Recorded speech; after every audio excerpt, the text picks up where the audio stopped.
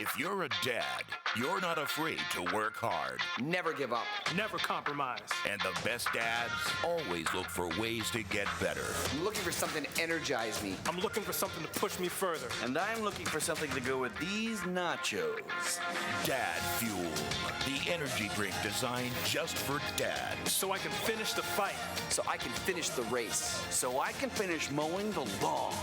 And later on, I might watch some golf. The fuel dads need to do the things dads do. Climb the highest peak. Go the furthest distance. Check the scores. Read the newspaper. Give amazing relationship advice. Why are you crying? You should really talk to your mother about that. Dad Fuel comes loaded with taurine, ginseng, and 100% of your daily recommended value of Hi Hungry, I'm Dad. I start every morning with the 4 Ds. Devo's, donuts, Dad Fuel, down blanket. Breakfast of champions, baby. Now available in 4 bold flavors. Original orange, Grow Model raspberry, Grow Master mango, and I thought I told you to take out the garbage grape. You can't touch my passion. You can't touch my drive. And you definitely can't touch my thermostat. No way. So whether you're thirsty for victory Or just plain thirsty. No, seriously, it's empty. Can I get another one? Dad Fuel. Because I am fearless. Because I am unstoppable. Because the players on TV aren't gonna yell at themselves. Come on! Throw the ball! All right, happy Father's Day. Man, I'm so grateful for the dads and the grandfathers who are setting the spiritual pace for their families and leading your children and your grandchildren to follow after Jesus Christ. So once again, can we give it for all the dads, all the granddads in our life who are leading us towards Jesus Christ? I just believe that when you have a good dad around, man, things get better. I don't know if you know or heard about the viral Craigslist ad that went out a number of years ago. A group of millennials were getting together to have a party, and it hit them that none of them knew how to grill. And so they decided to put out basically an advertisement on Craigslist about a generic dad that is needed. They said they need a generic dad who had 8 to 10 years of experience of being a dad. He also had 8 to 10 years of experience of grilling. He needs to be the kind of dad that calls someone sport or someone champ. He needs to be able to talk about dad things like lawnmowers and how to build a deck and Jimmy Buffett, all right? And he needs to have a solid dad name like Bill, Dave, or Randy. And I just think about how it's great to have a good dad around. So we are so thankful for you dads out there. Hey, I want to encourage you with this. We've been continuing to be good stewards of what God has given us, and we've been asking you to help us with the chest of Joash, above and beyond tithes and offerings. And because this right here helps us take care of what God has blessed us with this campus. And it's 15 years old, and roofs got to be replaced, ACs, which are slightly important in summertime in Florida, and places like knowing how to park, and basically, you know, also you're not having to trip when you're walking through the atrium. So we're working on these things that are necessities. And last week I told you we had $184,000 we raised so far. Let me give you the new number. This past week was tremendous. People just came out of nowhere. God came out of nowhere through RCC. And right now the new number is $238,000. Ain't that amazing? Amazing. And I'm so excited because of this over and above generosity. We're able to actually do other things that are mandatory, like a security system, fire safety system, which have to be updated. And so I just want to say a big thank you to God. Amen. He has been so good to us, this whole chest of Joash. So thank you so much, RCC, for continuing your generosity. Now today we're going to continue also our study right here in the book of Philippians called Joyful. And I don't know about you, but I definitely need this in my life right now. And today we're going to look at kind of how we can have joy that is countercultural. Let me talk to you about two dads who go out and they hang out together, and they go and they go to a fish joint, and they both order fish, obviously, and it comes out on a platter. One's a bigger piece, one's a smaller piece. And one dad, he gets the one platter first. He grabs a bigger fish for himself, and then he passes the platter to the next guy, and the next guy gets a smaller fish, and he throws it on his plate, and he's looking at his buddy. He's going, man, you got some kind of nerve. And the friend's like, what are you talking about? He says, well, you took the bigger fish for you, and you gave me the smaller fish. And he's like, well, what's the problem? He says, well, if I'd gotten the platter first, I would have given myself the smaller one and give you the bigger one. And then the guy says, well, that's what happened. What's the problem? I mean, let's just be honest. Let's just go ahead and say it. Man, it's hard to be joyful, and it's hard for joy to stay around when it's hard to get along with other people, right? I mean, it's hard to be joyful. And so all of us want to be happy. And see, everyone thinks that happiness is about your agenda. If my agenda gets done, then I'll be happy. That's what we tend to think. That's what the world tells us. The problem is there's almost 8 billion people on planet Earth. There's 8 billion wills, each of their own interests. And if you have a lot of wills going that have their own interest at mind, what happens? You have a lot of colliding. You got a lot of collisions happening of wills, and that even happens at church. And because of that, we have Philippians chapter 2. Let's go ahead and dig right in. Starting in verse 1. Therefore, Paul says, if you have any encouragement from being united with Christ, if any comfort from his love, if any common sharing in the Spirit, if any tenderness and compassion, he says this, to make my joy complete by being like-minded, having the same love, being in spirit of one mind. Now, Paul is in prison. And if you're in prison, what would make your joy complete? Probably getting out of prison. But not Paul. What makes his joy complete is knowing that the church in Philippi are actually playing well with one another, that they're actually getting along. See, Paul's very request implies that there's too many collisions that go on in churches and in our life because joy is a relational challenge. Joy is a relational challenge. I mentioned that Paul in his letter to the Philippians mentions rejoicing or joy 16 times. But listen to this. If you read it closely, Paul never mentions that the Philippians had any. We think that, this book's about joy, so obviously they were joyful people. No, don't assume that.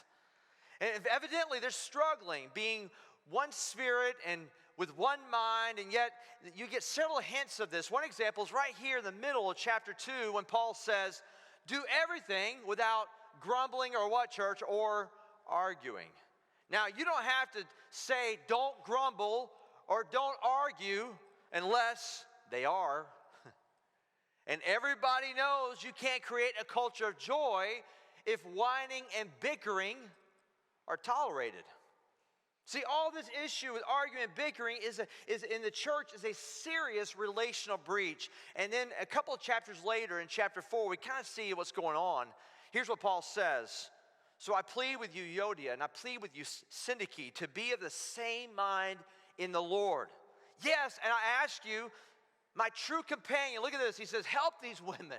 Help these women since they are contended at my side, Paul says, in the cause of the gospel. So now we're going to understand what's going on here. What's happening is these two very influential women are colliding of wills are happening. They're not getting along with each other. Have you ever been in a situation like that? You ever seen two people you're kind of caught in the crossfires, like watching tennis. This person says this one says this one. It goes back and forth. Maybe it's siblings. Maybe it's at family reunion. Maybe it's in the workplace. Maybe it's among friends. We've all heard of sport teams that have imploded because there was a divide in the locker room. And as I was working on this message, I thought about being in fifth grade. It reminded me of, in fifth grade, there was two really influential girls in my fifth grade class. One was Sunshine Sullenberger, and also Karen was the other one. I can't remember Karen's last name, but they were both kind of influential girls in our fifth grade class, and they always had parties on different dates, and they were best friends. I mean, they were best friends until fifth grade, when they decided to have their own big party on the same day. Like Sunshine had hers and Karen had hers on the same day. And all of a sudden, all the kids in fifth grade, all the girls in the fifth grade had to decide, am I on Sunshine's team or am I on Karen's team? Now, us guys, we laughed about it. We thought it was hilarious watching all this go down. But it got so bad that Karen did not show up to the next year. She didn't show up for sixth grade. She went somewhere else. So where are you going to go? You're going to go with Euodia? You're going to go to Syntyche here. And I don't know what they're arguing about. Apparently it wasn't over a doctrinal problem. Paul would have addressed that. Maybe they're arguing and fighting over who has the worst name, Euodia or Syntyche. I don't know. I mean, they're both bad names. I don't know. But here's what I do know. Underneath this is a bigger issue. And the bigger issue is that neither one of these women are putting the interest of the other above their own interest. because they couldn't get along, joy could not stay around. And now I wonder if you're in a situation like that. I wonder if you're in a situation like that at work or in your family, maybe friends at school. Now, I don't know where that's at right now. Maybe right now there's a tension going on, and it's like joy is being sucked out of the community, of the friendship, of your family because of the tension that's happening. And some of you are thinking, absolutely, Pastor, and I can't wait for you to tell me how to change them. Well, I can't tell you how to change them, but I can tell you what you need to change. You need to stop using the ugliest four-letter word in the English language.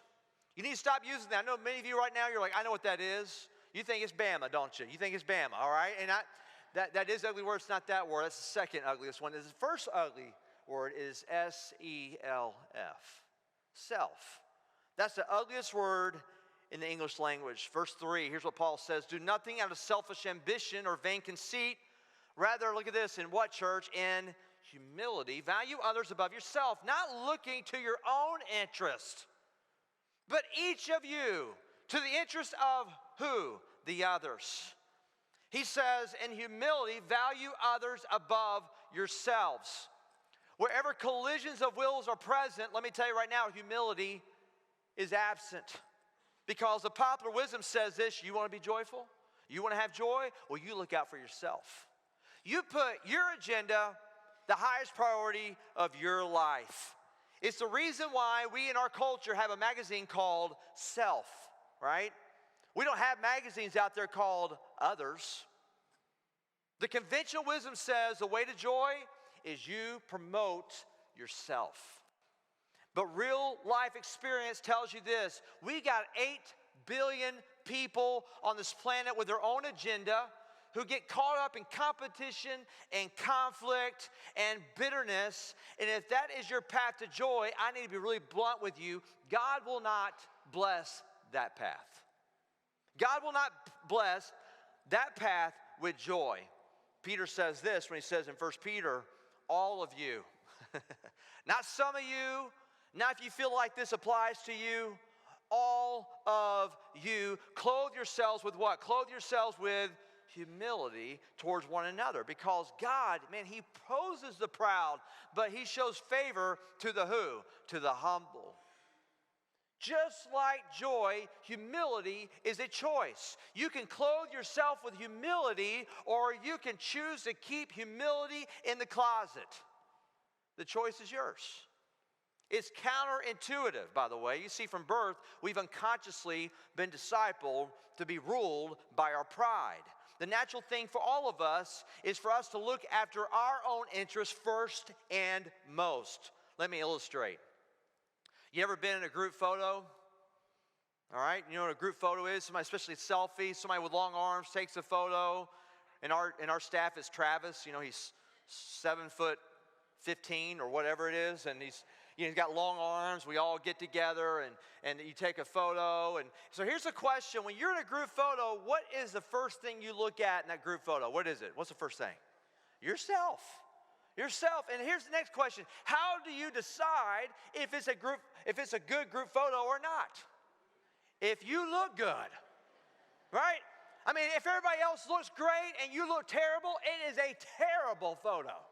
Right? It's like, whatever you do, don't post that on social media. See, that's just human nature. It's how the flesh reacts. Humility is an intentional mindset. It's so intentional. Humility is not something we're born with. We have to choose to put it on. We have to intentionally make the choice to clothe ourselves with humility. And I've got to be honest with you, man. A lot of the time, I could be arrested for indecent exposure. I mean, I struggle with humility. And I know I'm not the only one in the room. 2 things have revealed to me how selfish I am.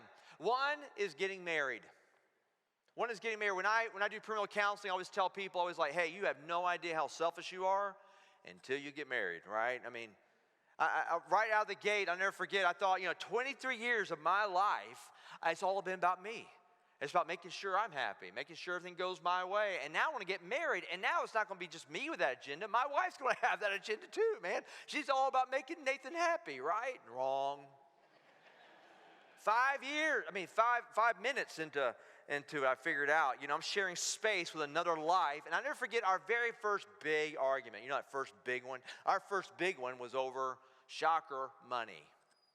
It was over money. I couldn't believe she wasn't happy with the way I was spending money. For 23 years, I've been spending money however I wanted, and it was fine. I knew what I was doing, but now I was sharing money with somebody else. And I got so mad at her for questioning me that I said something that I have never said since. I called her something, all right? You ready for it? Here's what I called her. I called her stingy.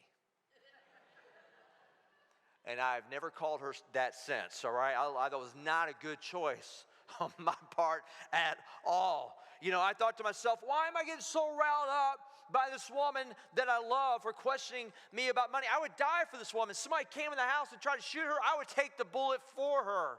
I was upset because she's trying to make sure the decisions we're making financially were on the same page, that we're doing well, we're making good, godly financial decisions. God was teaching me how to clothe myself with humility, and apparently I had more to learn, so I became a dad. And when you're a dad, you realize how selfish we are when we come out of the womb. I have never had to teach my kids how to say mine. I have never had to teach my kids how to whine, how to fuss with one another. I had to teach them how to be patient, how to wait for someone else, how to put somebody else's agenda ahead of your own. Now, I'm not trying to discourage you from having a family, all right? What I'm saying is that God uses family, God uses close community in my life to show me how selfish I am. We're all about, I love God with all your heart, all your mind, all your soul, all your strength. We're all about that. We're all about the second command, love your neighbor as you love yourself, until you get around your neighbor. I love people until I got to hang out with people. Right? And I realize the reason that is because I'm selfish. And that's what's going on inside of me. Paul uses this word here, I think, that really kind of zones in on this. He says, look after the interests. Look after the interests of others. That word right there, look, is a word called scopus. And that is where we get our word scope. This is a gun scope right here. And what do you do with a scope? You what? You zoom in, right? You magnify whatever you're looking at, you magnify that. And Paul is saying, I want you to magnify other people's interest above your own interest. I want you to zoom in on other people's interests ahead of your own interests. Scoop in on that, zoom in, magnify what's going on. You want joy to come back in your community? Well, here's how you do it. Zoom in and be more focused on somebody else's interest more than your own interest. And I got to tell you, if the one thing is revealed to me that I need to grow in humility is community, but even bigger than that is the gospel. Paul says this in the next verse. He says, in your relationships with one another, look at this, the same mindset as Christ Jesus. See, the gospel doesn't just call me to think some things about Jesus. It causes me to think like Jesus. Now, Paul does something that pastors have been doing for thousands of years. And that is, he quotes a song. He quotes a song that's got incredible doctrinal truth, but let me tell you right now, he's not quoting it for doctrinal reasons. He's quoting this song for ethical reasons. Because the song is about Jesus, and he's presenting Jesus as our countercultural model. Because Jesus intentionally chose the unnatural path to joy. Look at this song, it's an incredible song. It starts in verse 6 when he says this, quotes the lyrics, who being in very nature God, did not consider equality with God something to be used to his own advantage. Rather, Jesus, he made himself nothing by taking the very nature of a servant, being made in human likeness, and being found in appearance as a man. Jesus, what did he do? He humbled himself by becoming obedient to death, even what? Death on a what? On a cross. And what this song is pointing out is not just who Jesus was, but how he came. The way he came. He could have come and got what he deserved, which is power and glory and majesty. But instead, Jesus chose downward mobility. Paul is telling the church in Philippi that the model that Jesus gives us is opposite of culture. It's the counterintuitive way of Jesus. It will produce fewer collisions in your life. If you choose this path, it'll give you better relationships, and added bonus, greater joy. And realize that Jesus did not have to take this path. He chose this path. He didn't have to come and die. Now, you and I, we have to die because of sin. That because of sin, how it ravages the world, there is death. But he didn't have to do that. He chose this because the wage of sin is death. He had to die for us. He chose it. Why? Because he was looking out for your interest. He was looking out for you above his own interest. See, only sinful man should die, but only perfect man could die for all of us. So God took deity and he pours into humanity. All of a sudden, Jesus is now fully God and fully man so that he could take on our place and choose to die for us. You know, Jesus says that we should carry our cross every single day. Let me tell you right now, though, he did not say that we should carry his cross because he's the only one who can carry it. His cross has the sin of all the world on it. Only sinless, perfect God in the flesh could carry that cross, and he did. Why? Because he humbled himself. He humbled himself, and here's what the Hebrew writer says, amazing verse. He says, for the joy set before him, he endured the what? He endured the cross. For the joy? Really? Yeah, the joy of rescuing you. The joy of rescuing you. The joy of putting your interests first above his own so that you can be saved. The joy of knowing that fellowship can be restored. Reconciliation can happen once again between us and one another. For the joy he died to self so that you and I could live. To follow him is to choose that same path to joy. So what we're doing every week is we're trying to think of a new way to think about joy, rediscover joy, understand joy. And here's the message in a sentence. And here it is right here. To be full of joy, I must what? I must empty myself. If I'm going to be full of joy, I have to empty myself. And that sounds crazy. I mean, that sounds like the complete opposite, but that's exactly what Scripture is calling us to do. And if I'm going to be a model of Christ, I have to follow the Christ model. And what is that? I have to humble myself. And Paul does what any good preacher does. He gives real life examples. He talks about two guys. He talks about Timothy and Epaphroditus. And he says both of these guys, in Philippians chapter 2, he says both of these guys have put your interest, church, above themselves. Follow their path. You know what he's saying? He's saying, you want that tension to subside in your church? You want joy to return to your church? You guys have got to put the interests of others above yourselves. Just like Timothy did. Just like Epaphroditus did. And just like Paul did. Paul is in jail, and if you're in jail, man, you feel alone. But he sent both of those brothers out to be a blessing to the church in Philippi, because he put the church of Philippi's interests above his own interests. He practiced what he preached. And so we got a big test, church, because humility is ultimately a test of faith, and here it is. Do I trust? Do I really trust that Jesus' way is the best way? Do I really trust that? The night before Jesus died, he does the most amazing thing. He washes the disciples' feet. People who are going to betray him. People who are going to leave him high and dry. People who are going to abandon him. People who are going to deny him. He washes their feet before they're going to do it. And he knows they're going to do it. And he says this, I'm the teacher, and I'm doing this so that you will wash one another, so you will put other people's interests above yourselves. And then he says this amazing verse when he says in John 13, now that you know these things, you'll be what? You'll be blessed if you what? If you do them. If you do them. The word blessed also can be translated as happy or joyful. Please notice that Jesus didn't say, now that you know these things, you'll be happy. He didn't say that. The problem in America, with churches in America, is not an information problem. We got more information, we got more knowledge at the touch of our fingertips than anybody else has ever had. We don't have an information problem in our culture when it comes to Christianity. We have a transformation problem. We know, but we don't do. We know, but we don't do. Jesus says, he didn't say knowledge would bring joy. He said selfless obedience. That will bring joy. We've got a faith test. Do we really believe Jesus knows what he's talking about? Do we really believe it? Because here's what's cool. Jesus has surrounded us here at RCC with a whole bunch of people who put other people's interests above and beyond themselves. And because of that path, they are choosing joy. They are experiencing joy. I think about Father's Heart Ministry, which right here on our campus serves out thousands of meals to our community here in Clay County.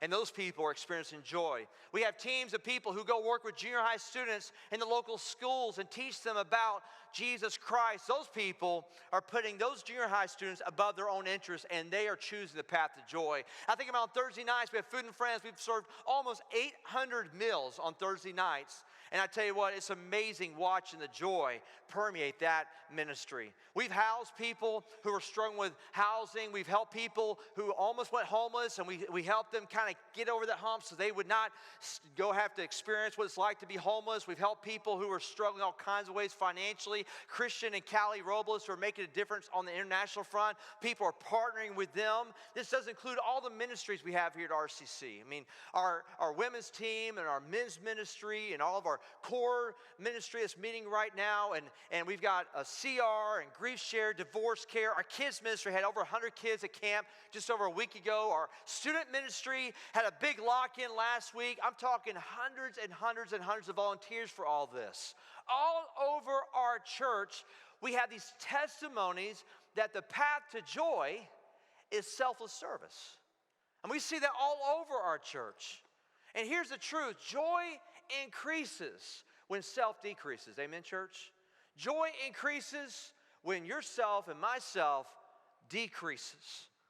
I think about a friend of mine, Caleb, who spoke here about a month ago. He's at a church called the Shepherd of the Hills, and the lead pastor there is a guy named Dudley. They're in Southern California, and Dudley and his best friend went to a Dodgers game and having a great time. Weather's great. Dodgers are winning. It can't get any better than this. And so he's sitting there watching this, and he looks over and he sees a boy with dark glasses and has a glove.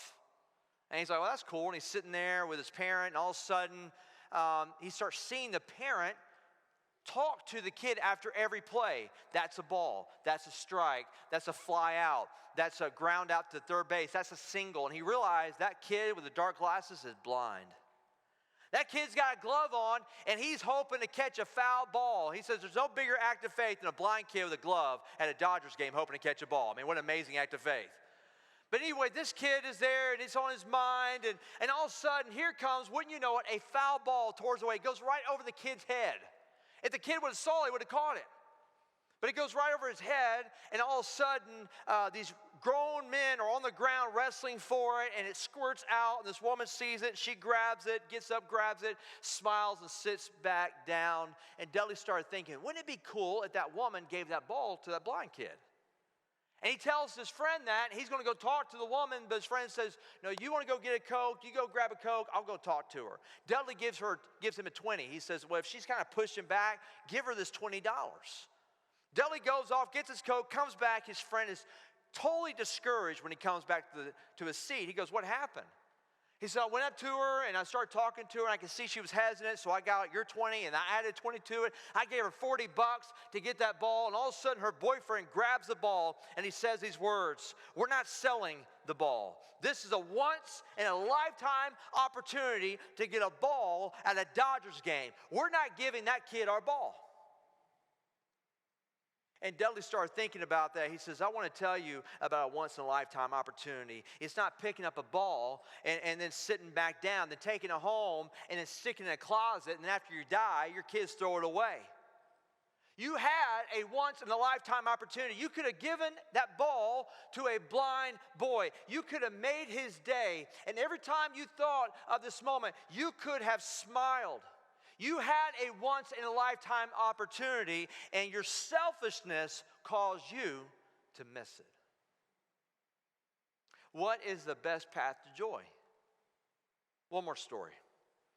There's a children's home, and it's Christmas time, and what they would do is get a local church, and they would tell the church, here's what the kids want for Christmas. They would give kind of the Christmas wish list to the church, and the church, every family would kind of adopt a kid, and they would give that kid, the gift that through the children's home. Well, all of a sudden the gifts show up, and the 8-year-old boy gets his Christmas gift, and he's there, and he opens it up, and all of a sudden it's a doll for a much younger kid and for a girl. And the woman looks at this, and she's like, that's a mistake. And the 8-year-old boy, so this is what I wanted. And the woman started asking, what do you mean? He says, he went on to explain that he and his sister had been taken out of an abusive situation. They'd been taken out of the home, and they had just been separated a few minutes earlier, but they had been promised that this Christmas that they would be able to get together and that he would be able to be with his 3-year-old sister, and he wanted to give her something.